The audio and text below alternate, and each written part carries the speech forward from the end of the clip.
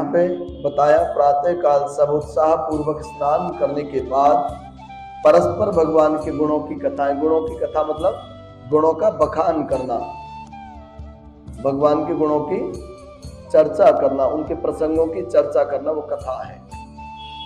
और हम कथा किसको समझते? एक लकड़हारा था, लकड़ियां काटने गया, थक गया, हार गया, दोपहर को वापस आया, किसी शहर से निकल करके जा रहा था, उसे प्यास लगी, उसने लकड़ियों का गट्ठर बाहर चबूतरे पर रखा, बाहर बैठ गया, किसी घर में भीड़ लगी हुई थी, उसने ध्यान से सुना, तो वहाँ एक संकल्प हो रहा था कि इस कथा को करने से मनवांछित फल की प्राप्ति होती है और इसमें कुछ भी नहीं लगता। उसे बड़ा अच्छा लगा कि कुछ नहीं लगता तो शायद मैं भी कर पाऊं इसे। तो इस आशा से वो वहां रुक गया कि कोई कथा या पूजा चल रही तो प्रसाद तो मिलेगा, थोड़ा जल भी मिल जाएगा और मैं कथा संपन्न होने के बाद मैं पूछ भी लूंगा कि वास्तविकता में है क्या। तो जिनके यहाँ कथा हो रही थी उनसे विनय पूर्वक उसने पूछा, तो उन्होंने कहा भैया पहले आप प्रसाद ग्रहण करो, ये पंजीरी है, ये चरणामृत है, आप पहले प्रसाद पाओ। और लगता आपको प्यास भी बहुत तेज जोरों से लगी है, तो थोड़ा सा चरणामृत और पी लो आप और जल भी लो, पहले आप शांत हो जाओ, है ना, सांस ले लो थोड़ी सी, फिर बात करते हैं। उसे बड़ा अच्छा लगा। किसी का देखो हम आदर सम्मान करें, सत्कार करें, वो भी अनजान व्यक्ति का, उसे बड़ा अच्छा लगता है। तो जिनकी यहाँ कथा हो रही थी उन्होंने बताया कि भैया मेरे भी तेरे जैसे हाल थे, भीख मांग के मैं गुजारा करता था, लेकिन भगवान की बड़ी कृपा, बड़े दयालु हैं मेरे ठाकुर, मेरे भगवान श्री राम बड़े कृपालु हैं, दीन दयाल हैं, भक्त वत्सल हैं। तो किसी संत के मुख से मैंने सुनी थी उनका तुम नाम इस प्रकार से लोक कल्याण हो जाएगा, बस इतनी सी बात थी, भैया मुझे भी बता दो हम कैसे करें। तो उन्होंने विस्तार से बताया कि करना धरना कुछ नहीं है, जो भी आजीविका का आपका साधन हो तो उसमें से आने दो आने का चून ले आना है, और चरणामृत के लिए आपको छाछ ले आनी है, दही मिले न मिले चलेगी। तो भैया छाछ का भी कोई भरोसा नहीं, गरीब आदमी कोई दे ना दे, कि चलो बीचन तो देगा, जामन के नाम पे तो 2 चम्मच छाछ ही सही दे देगा, हाँ वो तो दे ही देगा। वो भी भगवान मेरे ठाकुर इतने दयालु हैं तो उसमें भी रीझ जाएंगे, तो इतना ही कर दियो, उसमें बेशक पानी मिला दियो तो 2 टपका छाछ भी डाल देगा ना पानी में, वो उसमें भी राजी। उसे बड़ा सुंदर लगा कि अच्छा कि हाँ। घर पहुंचता है तो उस शहर से निकल रहा था तो किसी ने आवाज दी, अरे लकड़हारे, मुड़ के देखा, हाँ भैया, हाँ तेरे से क्या, इधर आ, लकड़ियां कितने रुपए की हैं? कह रहा सेठ जी कितने रुपए के, गरीब आदमी हो, जो ठीक लगे उससे तो मूल्य आप दे दो, मेरी उतनी सामर्थ्य नहीं कि मैं ये बता पाऊं आपको, आप बड़े आदमी है, सेठ साहूकार आदमी है, बच्चे भूखे हैं घर पे, तो जो जैसे उचित लगे आप देख लो। उसे आने दो आने दिए, और तो सेठ जी ने उस लकड़हारे से कहा कि भैया 4 दिन बाद हमारे घर में बेटी की शादी है, बारात आएगी, तो भट्टियां कई चलेंगी, बड़ा प्रोग्राम है, यदि लकड़ियों का आप और इंतजाम कर पाओ तो बड़ी मेहरबानी होगी। तो उसे बड़ी प्रसन्नता हुई कि अभी तो मैंने नाम लिया भी नहीं, सिर्फ सुना भर है, बस मन में हृदय में विश्वास हुआ कि जब इतना सरल है तो ठाकुर मुझे भी गिनती में लेंगे और मेरे पे भी कृपा करेंगे।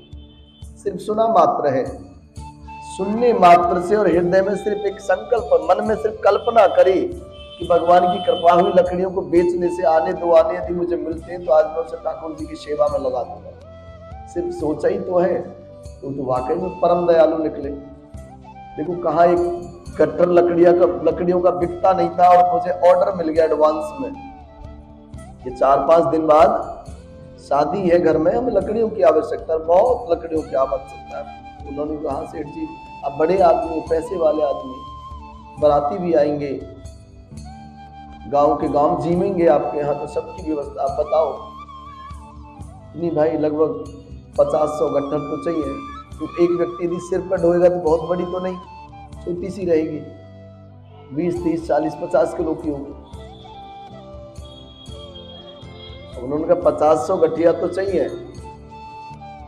उन्होंने कुछ रुपए दिए एडवांस में कि ये ले, एडवांस में, कहीं तुझे लगे कि भाई हम ऐसे ही कह रहे हैं। बहुत प्रसन्न हुआ तो उसने केले के फल इत्यादि भी खरीद लिए। जहां को उसकी हिम्मत नहीं हो रही थी दही, एक बूंद दही मांगने की भी।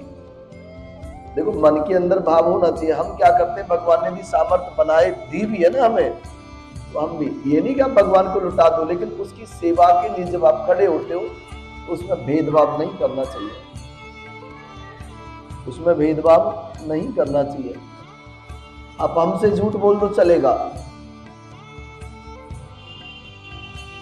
किसी और से झूठ बोल दो चलेगा, उसके सामने तो जो आप वैसे समर्पण कर दो। तो थोड़ी ना धन मांगता आपसे। तो उस लकड़हारे को भी इतना ज्ञान था कि ठाकुर जी का सिर्फ ध्यान करने से, संकल्प करने मात्र से इतनी कृपा करी, तो मैं मेरे ठाकुर के लिए अब कंजूसी नहीं कर सकता। मैं भूखा मरता था, इतना धन दिया ईश्वर ने, तो मैं अच्छे केले के फल लेके जाऊंगा, पंजीरी के लिए आटा लेकर के जाऊंगा, नैवेद्य के लिए गुड़ बतासे लेकर के जाऊंगा, और किसी जहाँ पे गाय दूध देती हो, जिसने गाय बांध रखी हो, उससे दही भी लूंगा, दूध भी लूंगा। ये ठाकुर जी का ही तो है जो मुझे मिला। यदि मेरा होता तो मैं तो रोज मेहनत करता हूँ भाई, तब भी मिल सकता था। यदि मेरे अंदर वो गुण होता तो मैं नित्य प्रतिदिन तो मेहनत करता हूँ। आज कोई अनोखी थोड़ी मेहनत करी है, लेकिन आज एक अनोखापन हुआ मेरे साथ। वो क्या? ठाकुर जी की कृपा। न जाने ठाकुर जी ने क्या गुण देखा, क्या नहीं देखा, जो उसने इस प्रकार का एक मुझे गिनती में ले लिया, कुछ समझ लिया। भावुक भी हुआ, आंखें भरी आई, हृदय भर गया उसका बेचारे का। घर पहुंचता है, एक बड़ी सुंदर सी चमक थी आंखों में, आंसू तो थे लेकिन चमक भी थी, खुशी थी। बच्चों को बताया, पत्नी को बताया। जब पत्नी ने कहा कि आज क्या हुआ, क्या मिल गया भाई, और लकड़ियां कहाँ हैं, आज तो तुम लकड़ियां भी नहीं लेके आए। अरे भगवान क्या बताऊं, नहीं बताओ तो सही। पूरा वृतांत बताया उसने कि आज ऐसे ऐसे हुआ। कि अच्छा, कि हाँ। तो उन्होंने अपने बेटे का नाम लेकर के कहा कि उसके पापा देर क्यों करते हो, फटाफट करो ना, फिर ठाकुर जी की पूजा की तैयारी है। मैं नहा लेती हूँ, आप भी पानी डाल दो 2 लोटा। और मैं बच्चों से भी बोलती हूँ कम से कम नहाए ना तो हाथ मुंह तो धो ही लें। जब वो निमंत्रण देने गए ना अपने मोहल्ले में, निमंत्रण देने गए तो मजाक उड़ाने लगे लोग। करे देखिए पागल हो गया लकड़हारा, अपने खाने का नहीं और हमसे कहता जी प्रसाद पाना और ठाकुर जी की कथा अगर में आना जरूर। कहा तो कल तक भीख मांगता था हमारे सामने कि बाबूजी मैं जंगल गया, लकड़ी लाया, किसी ने खरीदी नहीं, और किसी ने ले भी ली तो पैसे नहीं दिए, और आज ही हमें दावत पे निमंत्रण दे रहा। औकात तो देखो इसकी। तो कुछ आए, उसने मान लो मोहल्ले के 10, 15, 20 व्यक्तियों को निमंत्रण दिया, तो उसमें से 2-4 पहुंचे जो मन में थोड़ा ही रखते ना, कोई बात नहीं, बेचारे इतने भाव से बुला रहा है, जाने में क्या बुराई, चले जाते हैं।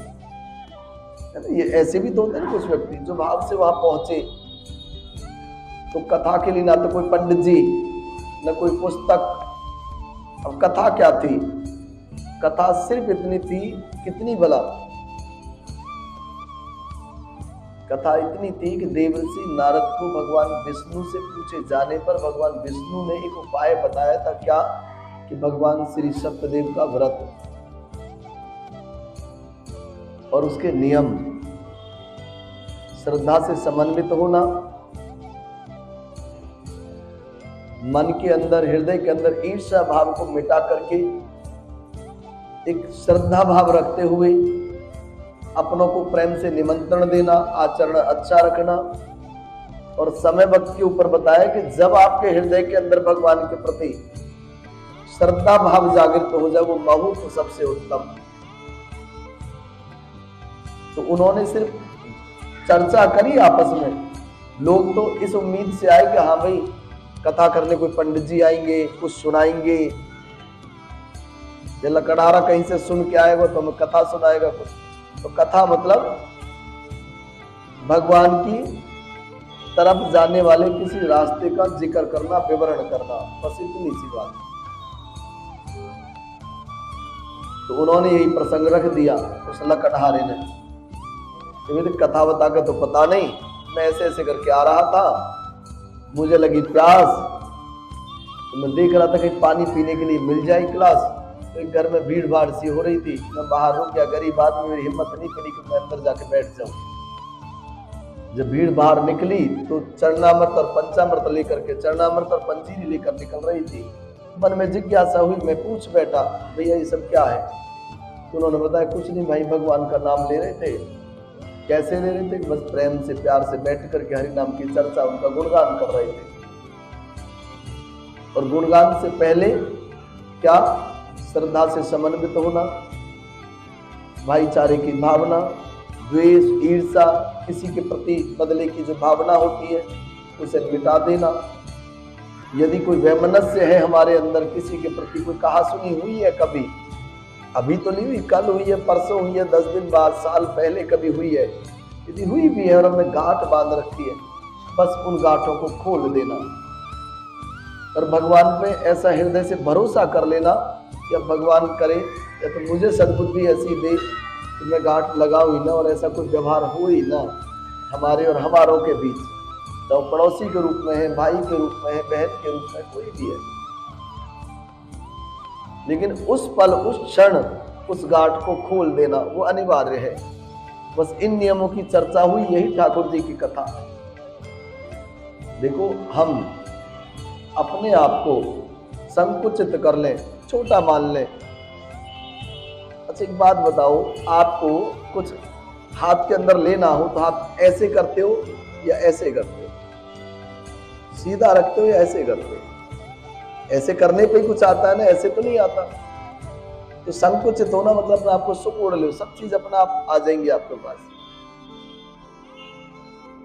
जो भी भगवान की कृपा होगी, आपको बस थोड़ा सा झोली को ऐसे दबा देना, तान के, तन के नहीं रहना, थोड़ा सा लचीलापन लाना व्यवहार में,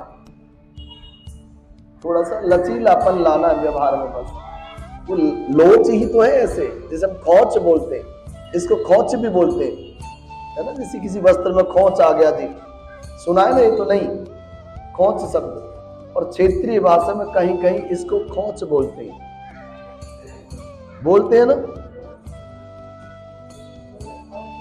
खौच ही बोले ना। तो खौच मतलब किस लिए? बहुत मेहनत न करनी पड़े, बस किसी में डाला, बस ऐसे कर तो आना ही है। और हम ऐसे रहें, अकड़ में, तन के रहें, डालो निकालो सब खा ले, ये आता है कुछ। लेकिन देखो, मरोड़ छोड़नी पड़ेगी, अहंकार छोड़ना पड़ेगा, अकड़ छोड़नी पड़ेगी। किसी वृक्ष के अंदर बहुत अकड़ आती है तो क्या होता है? वो रूखापन होता है, या तो वो सूखा होता है या फिर थोड़ी सी भी हवा के झोंके में वो टूट पड़ता है, गिर जाता है। और जो लचीला पेड़ होता है वो टूटता नहीं, बहुत कुछ झेल जाता है और डटा रहता है अंत तक। आपको शायद जानकारी होनी चाहिए, जो वृक्ष लचीले होते हैं, जो वृक्ष लचीले होते हैं वही सबसे अधिक आयु के होते हैं। जैसे बरगद का है, पिलखन का है, पीपल का है, कूलर का है, बहुत लचीले वृक्ष हैं। बहुत कम पेड़ देखे होंगे आपने आंधियों में ये टूटते हुए, आंधियों में टूटते हुए बहुत कम पेड़ देखे होंगे। लेकिन हम क्या करते हैं, मतलब भगवान के मंदिर में दर्शन के लिए जा रहे, तीर्थों पे जा रहे, तो हटे, कैसे बात बनेगी? आप जाओ, देखो आप वहां भंडारे भरे हुए हैं, भगवान के पास कोई कमी नहीं है। ईश्वर यदि चाहे कितने अंबानी और अडानी खड़े कर दे, ईश्वर यदि चाहे, उसके यहाँ तो भंडारे हैं। लेकिन हम लेने वाले बने तो हमारे अंदर खौच नहीं है, हम अकड़ में है, मरोड़ में, अहंकार में है, घमंड में है। चाहे वो धन का है, स्वरूप का है, ताकत का है, अनेकों प्रकार के जैसा हो, पर वो गलत है, बात बनेगी नहीं ऐसे।